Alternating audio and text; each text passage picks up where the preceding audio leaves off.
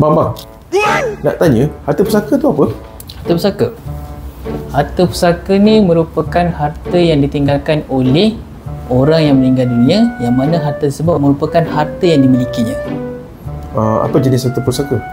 Harta pusaka ni terbahagi kepada dua.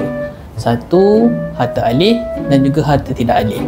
Harta alih contohnya macam wang di dalam bank, KWSP semualah. Maksudnya harta tak alih seperti rumah dan harta tanah yang lain lah. Jadi bila berlaku kematian, siapa yang berhak menguruskan harta pusaka ni? Yang berhak untuk menguruskan harta pusaka si mati ni adalah waris-waris yang terdekat. Contohnya ahli keluarga seperti ibu ayah, pasangan ataupun anak-anak. Macam mana kalau orang tu meninggal ada wasiat, dan macam mana kalau orang tu meninggal tak ada wasiat? Okey, jadi bergantung kepada keadaan. Katakanlah si mati meninggal tidak meninggalkan wasiat, maksudnya wakil perlulah dilantik oleh mahkamah yang mana kita panggil sebagai pentadbir harta pusaka lah.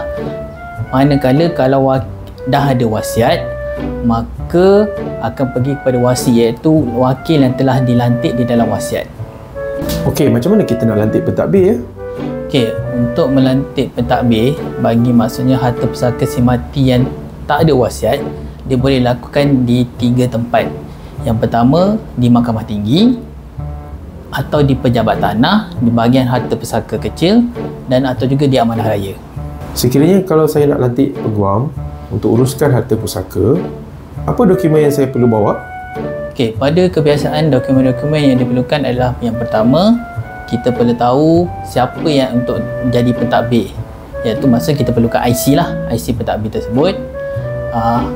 Dokumen berkaitan dengan harta tanah seperti geran tanah, cukai tanah dan berkaitan, dan hubungan pemohon dan juga dengan si mati, iaitu surat beranak, dan dokumen-dokumen berkaitan seperti kereta semualah, sijigeran semualah yang berkaitan.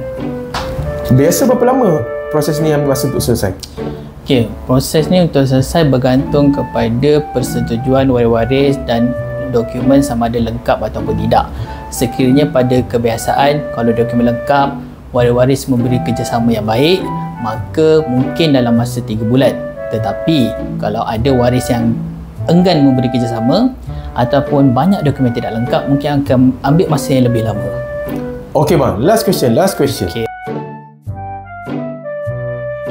Okey. Boleh buat free tak untuk saya? Free?